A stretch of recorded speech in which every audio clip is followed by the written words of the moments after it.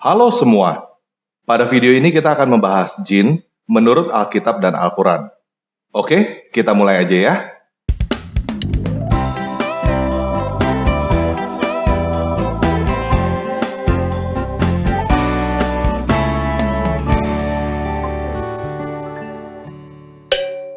Nah, jin adalah makhluk supranatural di dalam mitologi Arab. Kata jin muncul 29 kali di dalam Al-Quran. Al-Quran bahkan mempunyai sebuah surat yang berjudul Al-Jin. Di dalam Alkitab Bahasa Indonesia terjemahan LAI, kata jin muncul 5 kali, yaitu di dalam Imamat 17 ayat 7, 2 Tawarik 11 ayat 15, Yesaya 13 ayat 21, Yesaya 34 ayat 12, dan Yesaya 34 ayat 14. Semuanya berada di dalam Perjanjian Lama dan merupakan terjemahan dari bahasa Ibrani Syair yang secara harafiah berarti berbulu, kecuali Yesaya 34 ayat 12. Di dalam Septuaginta, kata syair ini diterjemahkan menjadi daimonion yang kemudian diserap ke dalam bahasa Inggris menjadi demon. Kata daimonion ini ditemukan 46 kali di dalam teks Perjanjian Baru bahasa Yunani. Semua kata daimonion di dalam Perjanjian Baru diterjemahkan oleh LAI menjadi setan, kecuali pada Lukas 8 ayat 2, Lukas 9 ayat 42, dan Wahyu 9 ayat 20 menjadi roh jahat. Nah, saya tidak tahu kenapa LAI menerjemahkan daimonion, sebagian menjadi setan, dan sebagian menjadi roh jahat. Kenapa tidak diterjemahkan aja semua menjadi setan atau menjadi jin? Dan terus terang, saya kurang setuju dengan menerjemahkan daimonion menjadi setan. Karena di dalam teks Yunani terdapat 31 kata satana yang seharusnya diterjemahkan menjadi setan. Di dalam terjemahan LAI, kata satana diterjemahkan secara tidak konsisten menjadi setan dan iblis. Selain itu, di dalam teks Yunani juga terdapat 38 kata diabolos. Kata diabolos ini diserap ke dalam bahasa Inggris menjadi devil. Jadi, kata diabolos inilah yang seharusnya diterjemahkan menjadi iblis. Kita bisa melihat contoh kata satana yang diterjemahkan menjadi iblis pada Markus 1 ayat 13. Kita bisa melihat contoh kata diabolos yang diterjemahkan menjadi iblis pada Matius 13 ayat 39. Ketika kata diabolos dan kata satana bertemu dalam satu ayat, diabolos diterjemahkan menjadi iblis dan satana menjadi setan, seperti pada Wahyu 12 ayat 9. Menurut saya, lebih baik daimonion diterjemahkan menjadi jin, kata satana diterjemahkan menjadi setan, dan kata diabolos diterjemahkan menjadi iblis, secara konsisten. Namun, karena terjemahan lain sudah banyak digunakan, pada video ini saya ingin menjelaskan bahwa jin yang dimaksud di dalam Al-Quran adalah setan yang dimaksud di dalam Alkitab. Ada perbedaan sudut pandang antara Al-Quran dan Alkitab mengenai jin atau setan ini. Di dalam Al-Quran, surat 72 ayat 11, ada jin yang saleh dan ada yang tidak saleh. Di dalam Al-Quran surat 72 ayat 14, ada jin Islam dan jin kafir. Anggaplah ini artinya ada jin baik dan ada jin jahat. Tetapi, di dalam Alkitab, tidak ada jin baik, jin jahat. Tidak ada setan baik, setan jahat. Di dalam Alkitab, Yesus berulang kali mengusir jin atau setan yang merasuki manusia. Dan murid-murid Yesus juga mengusir jin atau setan di dalam nama Yesus. Jadi, mengusir jin atau setan adalah salah satu pekerjaan Yesus yang terkenal dan selalu dibicarakan selain mujizat-mujizat lainnya. Namun, hal ini tidak ditemukan satu kali pun di dalam Al-Quran. Nabi Isa tidak pernah diceritakan mengusir jin satu kali pun. Ada perbedaan perlakuan ketika orang Kristen dan orang Islam bertemu dengan orang yang kerasukan jin atau kerasukan setan.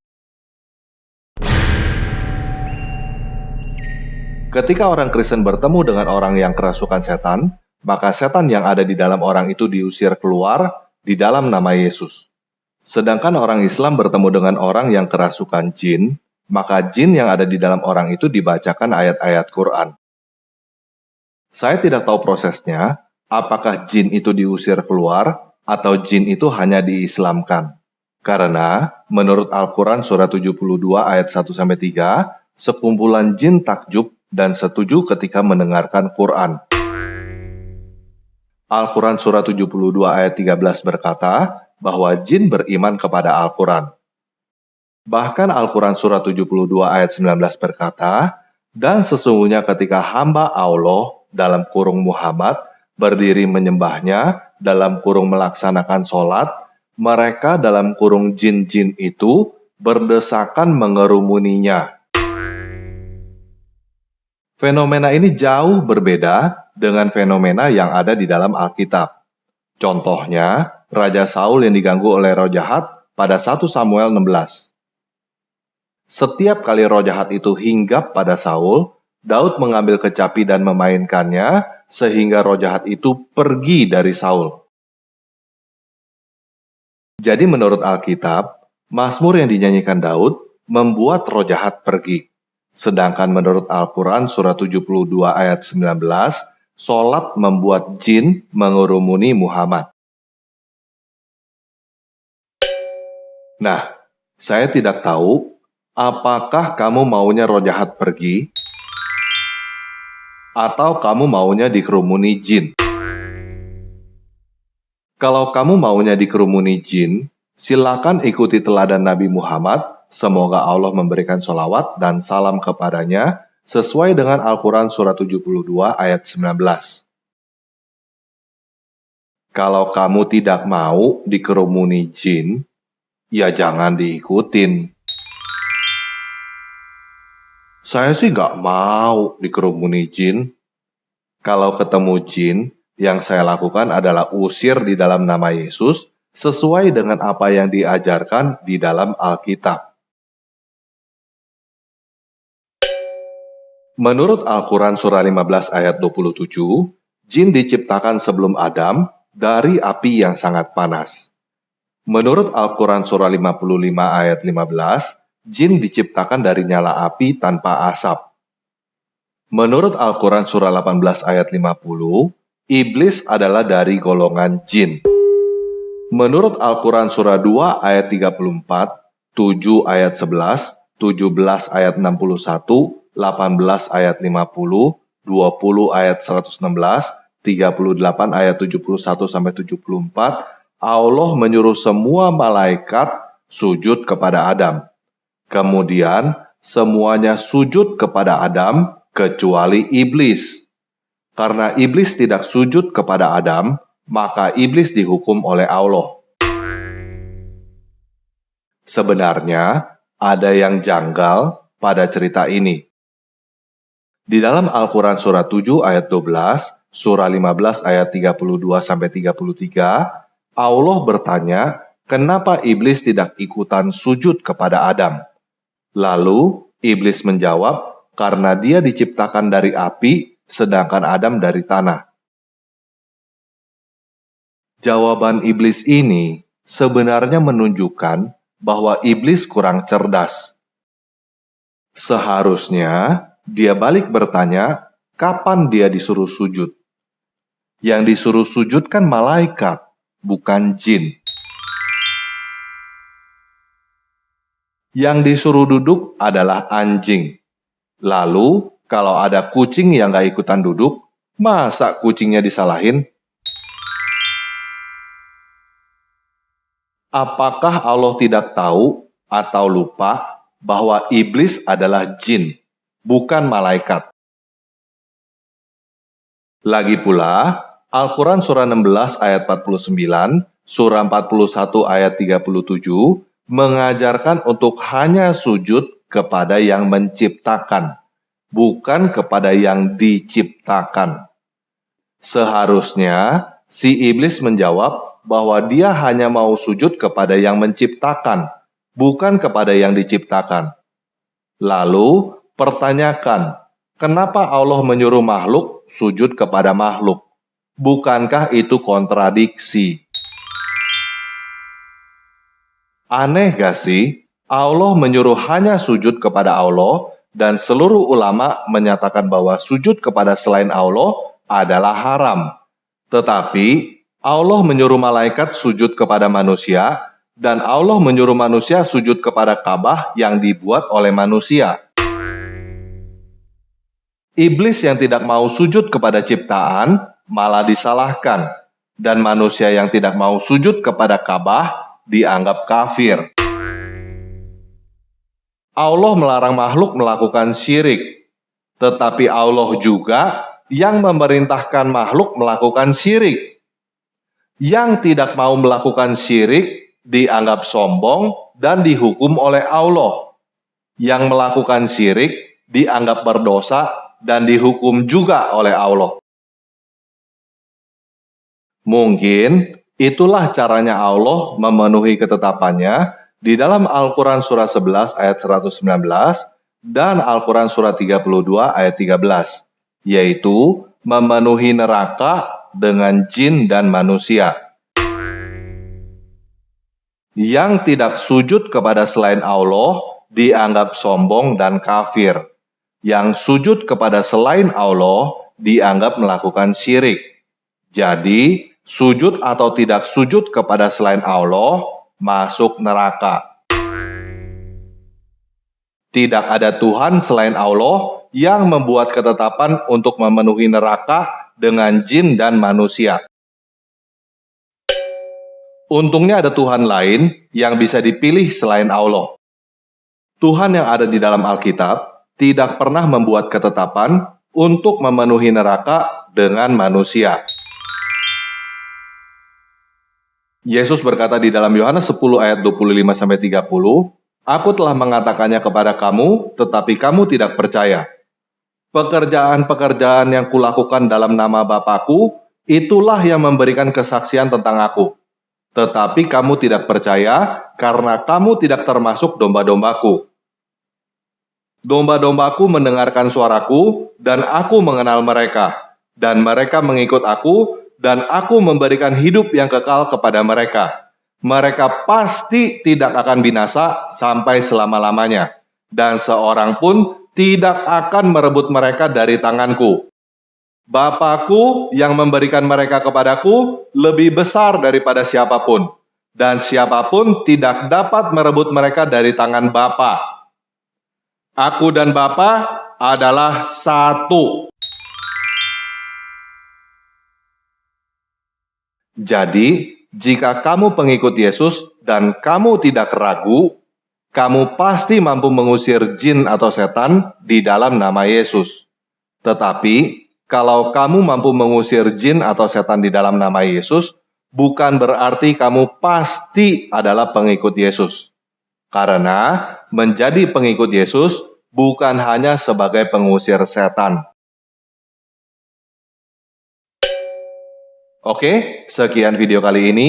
Yesus Kristus penguasa saya mengasihi kamu.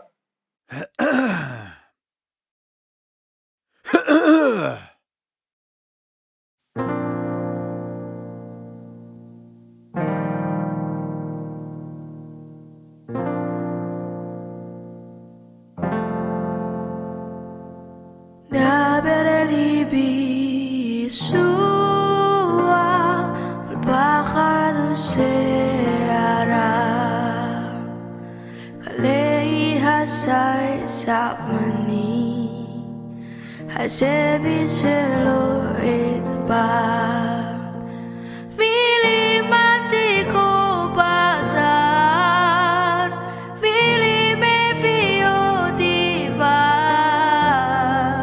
Debere libi sua Tabe kirbi salva Berbicaralah Yesusku di bawah sayapmu, Kaulah tempat berlindungku yang menghapus tangisku. Kata yang kesembuhan, kata belas kasihanmu, berbicara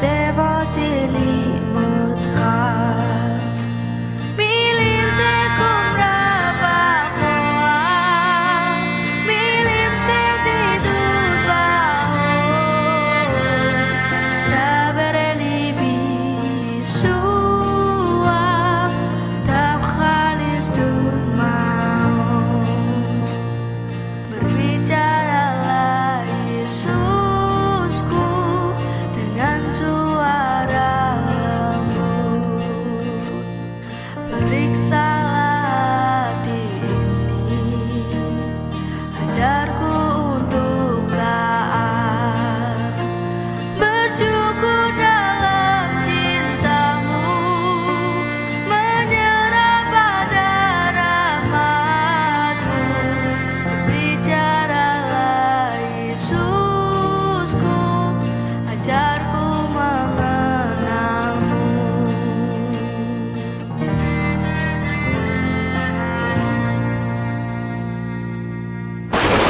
Bicaralah Yesusku, di tengah badai topan, gelombang laut menerpa, kami akan tenggelam. Kata yang hentikan badai, kata yang beriku harapan. Berbicaralah Yesusku, tenangkanlah hatiku. Debere libi Yeshua, adua besir knafcha, diklar lenafsi inecha, emseato ay becha. Milim minaputasan, milim silchim lavachon, debere libi Yeshua, en bekir pachasalo.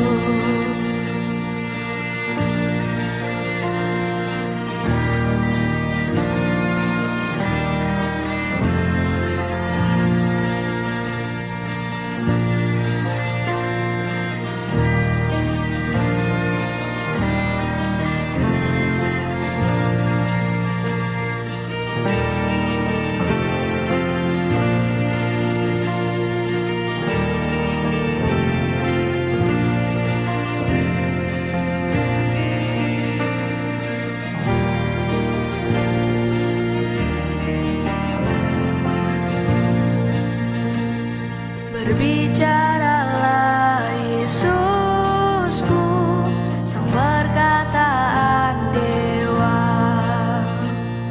tanamkan kebenaranmu, bentuklah ku seperti